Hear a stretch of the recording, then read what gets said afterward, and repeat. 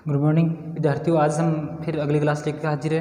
देखिए विद्यार्थियों, आज हम कक्षा 10 का जो अगला अध्याय है सेनापति, तो सेनापति जी की जो कविता है, जो रचना है, वो आज हम इसका अध्ययन करेंगे। तो सबसे पहले हम इनके जीवन परिचय के बारे में जानना चाहेंगे। देखिए, जीवन परिचय।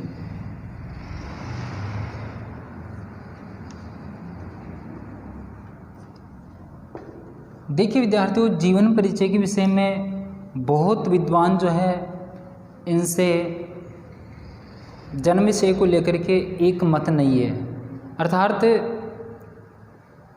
अलग अलग विचार जो है वो रखते हैं। तो इसी प्रकार जो है जन्म देखिए इनका आचार्य रामचंद्र शुक्ल के अनुसार, आचार्य रामचंद्र शुक्ल, ये एक हिंदी साहित्य के बहुत प्रकांड विद्वान है जिन्होंने हिंदी साहित्य लिखा और सर्वमान्य रहा। उनके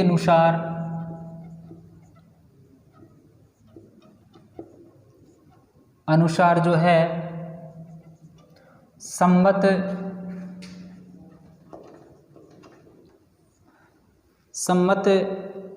1646 और ईस्वी हम मानेंगे 1589। ये इनके मता के अनुसार है, इन्होंने माना है। और कुछ अन्य विद्वान भी थे, कुछ अन्य विद्वान जो हिंदी के अन्य विद्वान हैं उन्होंने और आचार्य रामचंद्र शुक्ल ने, इनके अनुसार इनका जन्म जो है संवत 1646 यानी 1589 ईस्वी के आसपास माना जाता है। तो देखिए विद्यार्थियों, आगे देखते हैं। लेकिन जो है कुछ अन्य विद्वानों के मतानुसार, हिंदी के कुछ अन्य और विद्वान थे, उन्होंने इनका जन्म जो है वो अलग बताया, और वो बताया था संवत 1616 में, जो हमारे ईस्वी सन में आता है 1559 ईस्वी जो है माना जाता है। तो इनके अनुसार जो है संवत 1616 में इनका जन्म हुआ, जो हमारे ईस्वी सन 1559 मानी गई है। अब देखिए सेनापति। अब ये जो सेनापति जी है, ये स्वयं को अनुपवस्थी, इस अनुप जो है अनुज नाम के से जो है जाने जाते हैं। अनुपवस्थी ये स्वयं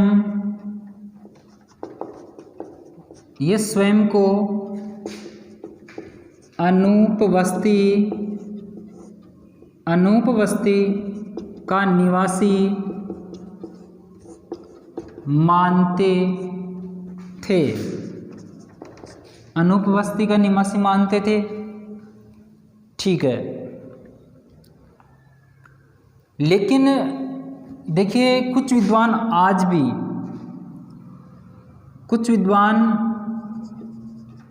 विद्वानों के अनुसार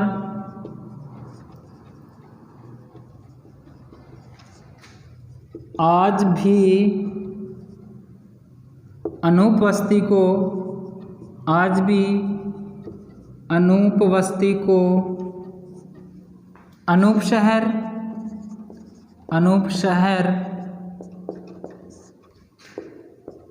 के नाम से जानते हैं। अनूप शहर के नाम से जानते हैं कुछ विद्वान आज भी, अनूप शहर के नाम से। ठीक है, अब देखिए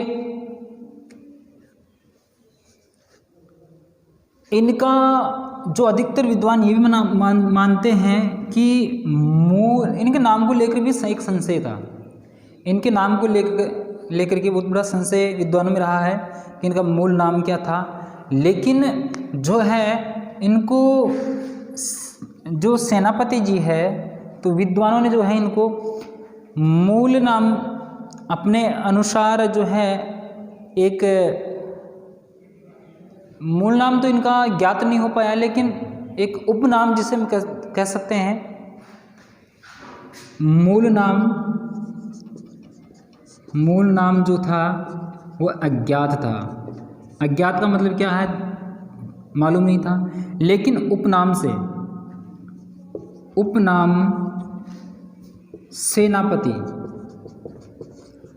सेनापति के नाम से जाने गए। अब देखिए विद्यार्थियों, अब इनके मृत्यु के विषय में जानेंगे।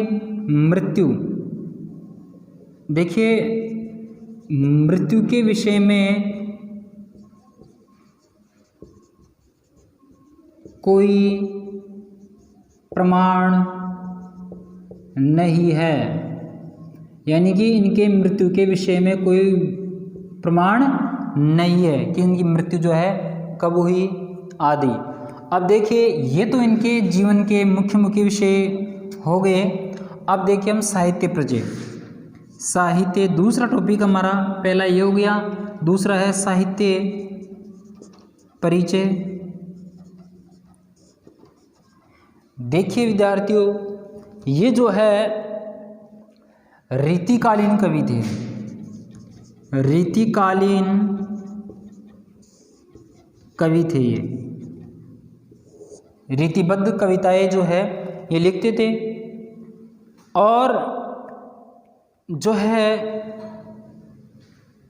रीतिकालीन कवि के मूल कवि माने जाते हैं, मूल कवि भी माने जाते हैं। अच्छा, इनके एक चीज और है, ये प्रकृति वर्णन, प्रकृति चित्रण या प्रकृति वर्णन, प्रकृति सौंदर्य वर्णन करते थे। ये प्रकृति सौंदर्य वर्णन करते थे, प्रकृति का चित्रण करते थे। तो देखिए आगे,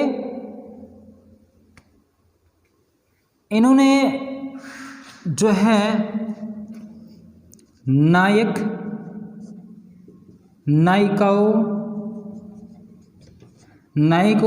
यानी का नख सिख वर्णन किया है। सेनापति जी ने क्या किया है, जो नायक नायिका प्रेम प्रेमिकाएं होती है, उन नायक नायिकाओं का नखशिख यानी नाक से शिखर तक जो है वर्णन किया है। संपूर्ण सौंदर्य का जो है इन सेनापति जी ने वर्णन किया है अपने साहित्य के अंदर। जो नायक और नायिकाएं होती है उनके रूप सौंदर्य नख से लेकर शिखर तक संपूर्ण सौंदर्य का जो है वर्णन किया है। और जो है प्रकृति को, नायक नायिकाओं को या नायक नायिकाओं को प्रकृति से जोड़कर जो है एक भावपूर्ण सौंदर्य शैली में जो इनका है वर्णन किया है। मार्मिकता इनके जो है काव्य में झलकती है, मार्मिकता, बड़े मर्म जो है इनकी कविता में है। अब देखिए ये इनके लिए मोस्ट कभी है बात है, ये श्लेष अलंकार के श्रेष्ठ कवि माने जाते हैं। श्लेष अलंकार जो है इनके, ये बहुत बड़े प्रकांड विद्वान इस अलंकार में जो है वो गिने जाते हैं, क्योंकि इनके काव्य में जो है अधिकतर जो श्लेष अलंकार है ये मूल जो है टारगेट इनका यही होता है। अधिकतर रचनाएं जो श्लेष अलंकार में इनको जो है प्राथमिकता देकर के हुई है। तो आगे देखते हैं। देखिए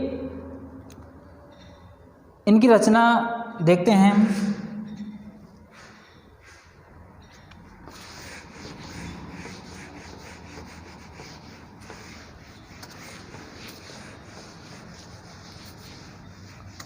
रचनाएं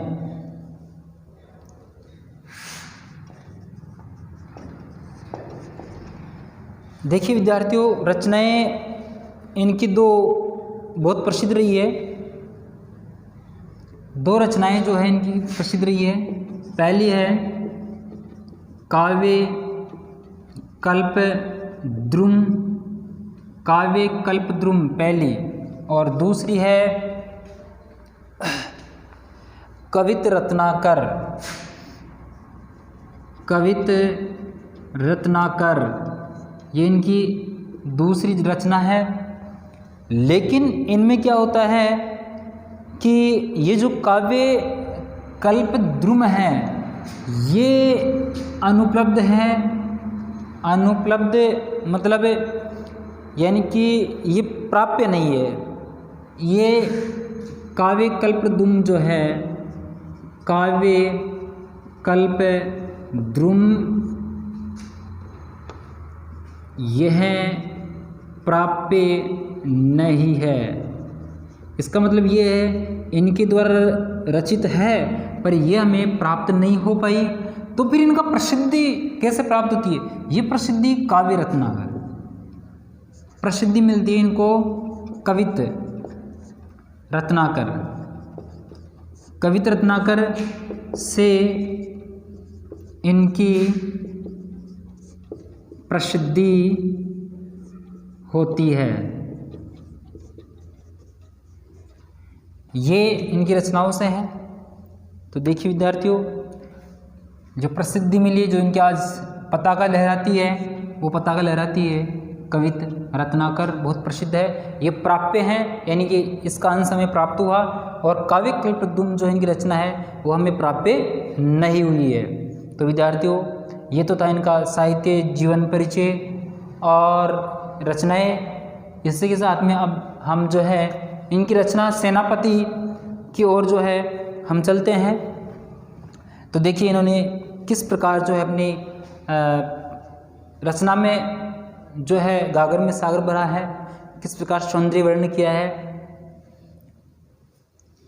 बरन बरन तरु फूले उपवन बन, सोई चतुरंग संग दल लही यतु है। बंदी जीमी बोलत बिरद वीर कोकिल है, गूंजत मधुप गान गुन गही यतु है। आवई आस पास पुहुपन की सुबास सोई, सोने के सुगंध मांझ सने रही यतु है। शोभा को समाज सेनापति सुख साज आज, आवत बसंत ऋतुराज कही यतु है।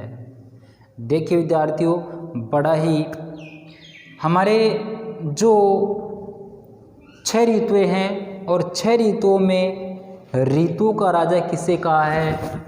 ऋतुराज बसंत को। बसंत को ऋतुराज कहा गया है।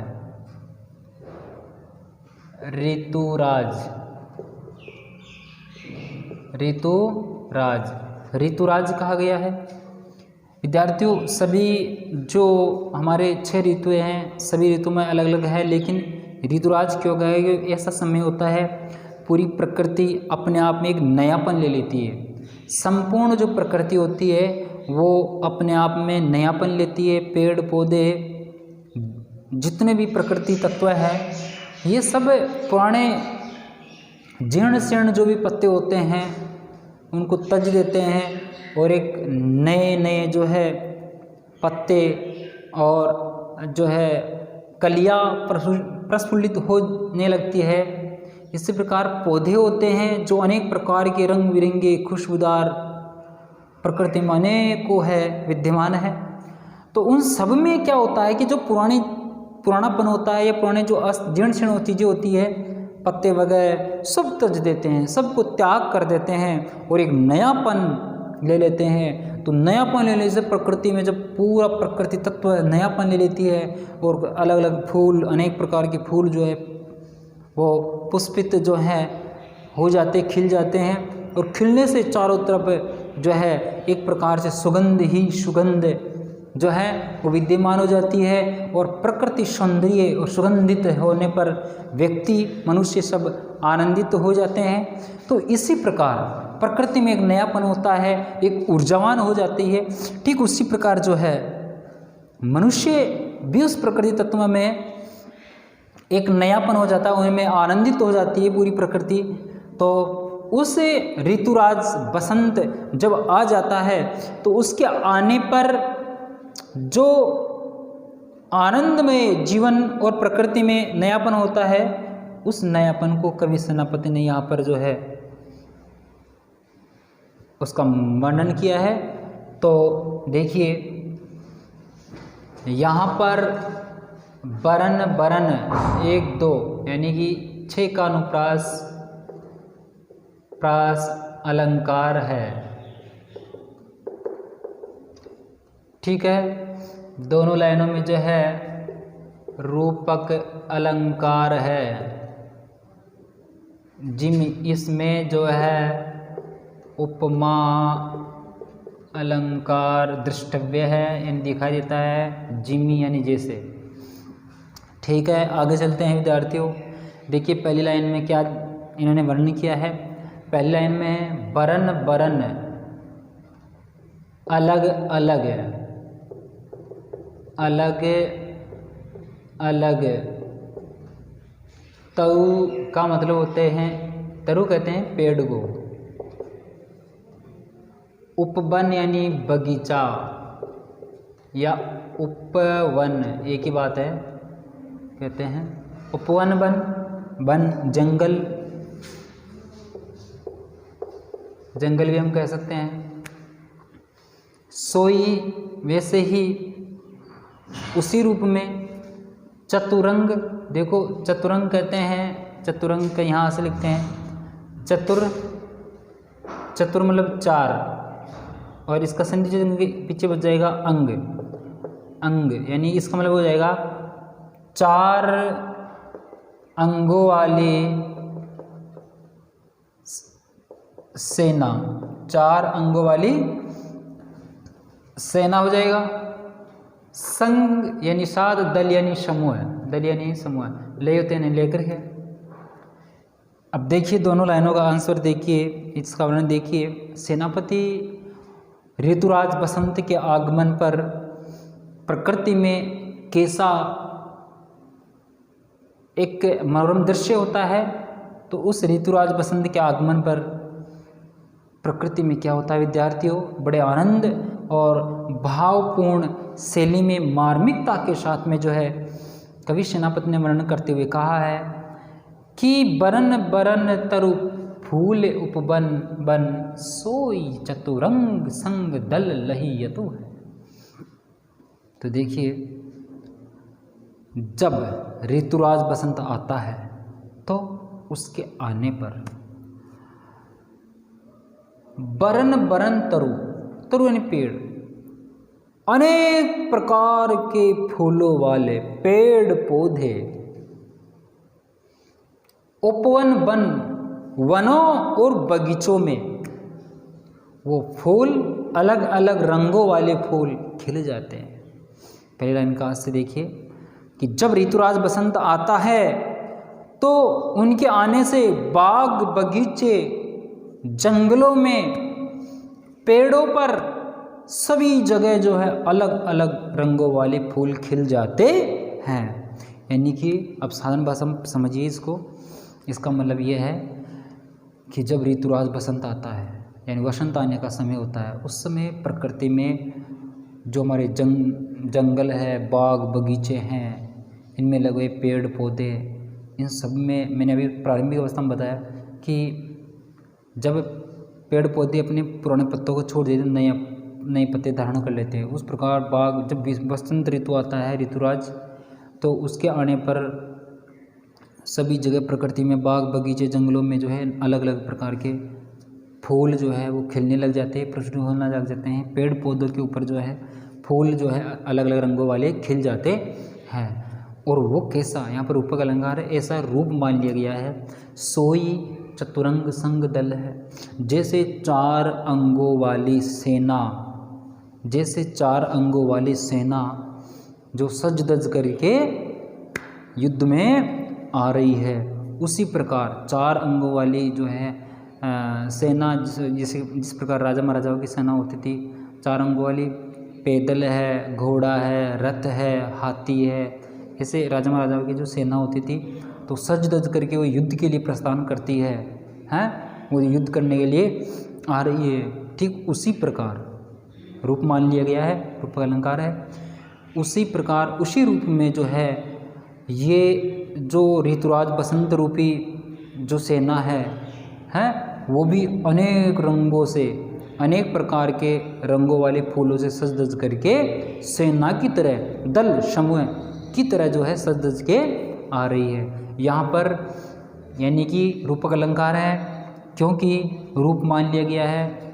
ऋतुराज बसंत को किसका रूप दिया गया? राजा की सेना के रूप में माना गया कि जिस प्रकार युद्ध होता है तो राजा की जो चतुरंग सेना होती है, 4 अंगों वाली जो सेना होती है वो आती है, उसी रूप में जो है ऋतुराज बसंत आ रहा है। अपने अलग अलग रंग, वो अंगों वाली सेना थी, ये अलग अलग रंगों वाले फूलों की सेना है, इस प्रकार माना गया है। फिर देखिए विद्यार्थियों अगली पंक्तियों में देखते हैं, बंदी जी में बोलत विरद वीर कोकिल है। बहुत ही अच्छी बात बताइए। और जिस प्रकार राजा महाराजाओं का जब यशोगान हुआ करता था तो बंदी जी में बोलत विरद कोकिल है, कोयल जो है विरद वीर, वो कोयल जो है जब ऋतुराज बसंत आता है तो चारों तरफ महक ही महक फूलों से जो है सुगंधित वातावरण हो जाता है, ये परिवेश प्रकृति का सुगंधमय हो जाता है। तो विद्यार्थियों ऐसे समय में अपनी मधुर वाणी में जो है कोयल कूकने लगती है, अपनी मीठी मीठी आवाज़ इस प्रकृति में और जो है आनंदमय कर देती है। तो उसी प्रकार जो है उसी रूप में जो है कोयल जो है वो उसका ऋतुराज बसंत का यशोगान करती है। जिस प्रकार पहले राजा महाराजाओं के जो है कवि और चारण लोग जो है वो क्या करते, यशोगान करते थे, उसी प्रकार जो है कोयल उनका यशोगान कर रही है। और गूंजत मधुप गान गुण गहियतु है, और गुंजत यानी गुंजायमान कर रहे हैं, मधुप यानी होता है भौंरा, भौंरा भौंरा। ये भौंरा क्या करता है, ये फूल के ऊपर बैठता है, मकरंद आदि इसका जो है रसपान करता है, तो वो फूल पर मंडराता रहता है और अपनी एक आवाज़ में जो है गुंजायमान रहता है। तो उसी प्रकार जब ये साधारण सी बात है विद्यार्थियों, जब चारों तरफ फूल ही फूल खिलेंगे तो भौंरा आएगा और गुंजायमान करेगा।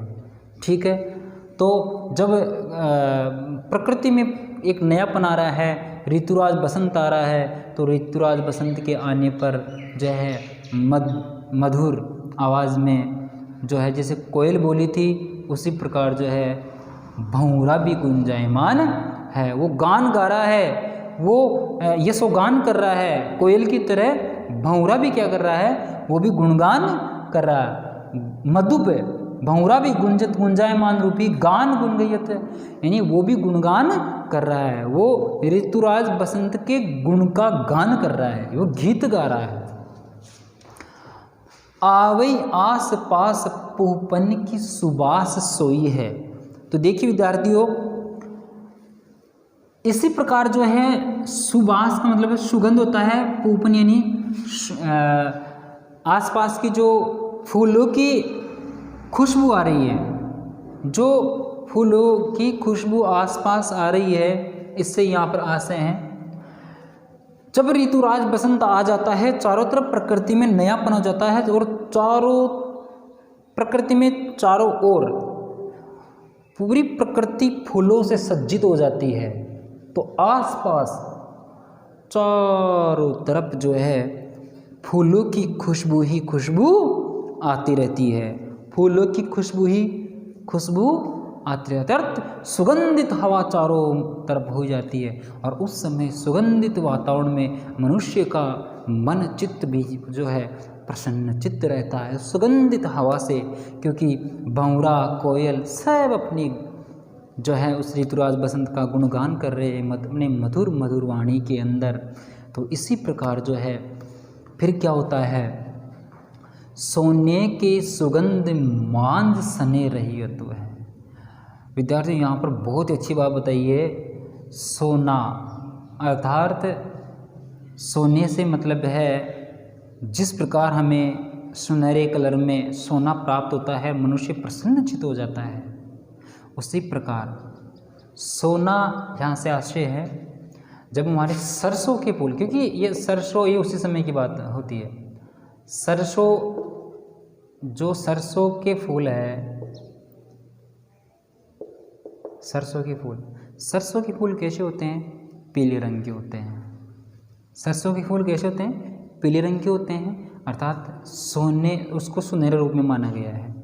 तो जिस प्रकार सोने के सुगंध मांझ सन रही है, जिस प्रकार सोना प्राप्त करके मनुष्य प्रसन्न चित्त आनंदमय हो जाता है, उस प्रकार सुगंध एक आनंदित रूपी सुगंध है, एक मन की तृष्णा मिटना।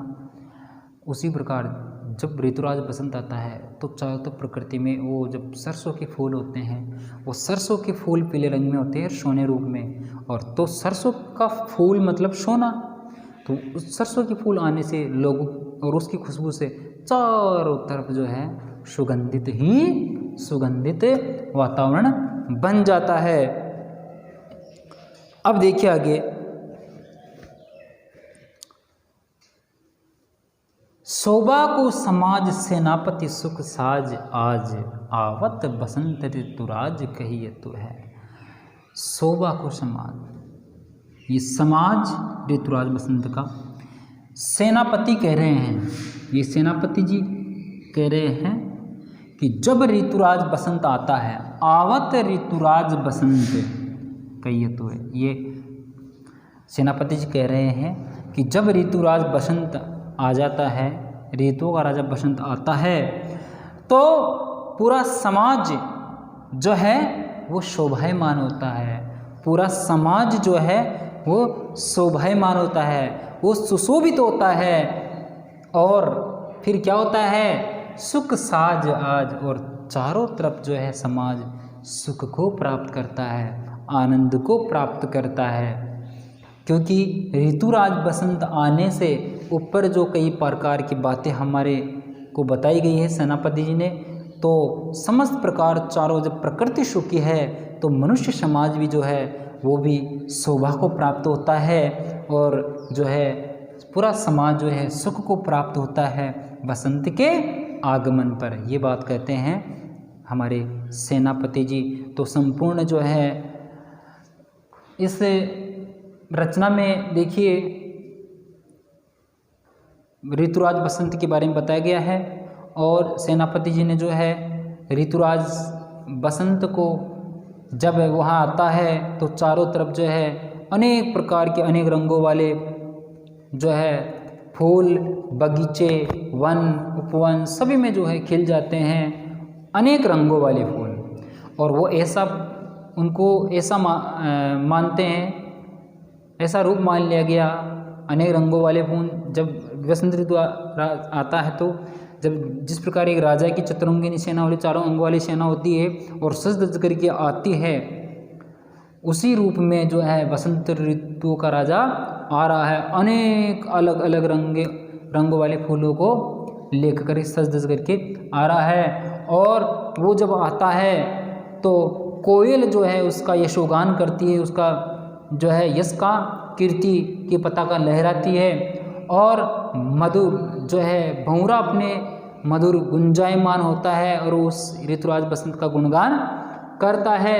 और जब चारों तरफ प्रकृति में पुष्प ही पुष्प हो जाते हैं अनेक रंगों वाले, तो चारों तरफ जो है पूपन यानी फूलों की चारों तरफ सुवास यानी सुगंधित हवा हो जाती है, चारों तरफ सुगंधमय वातावरण बन जाता है।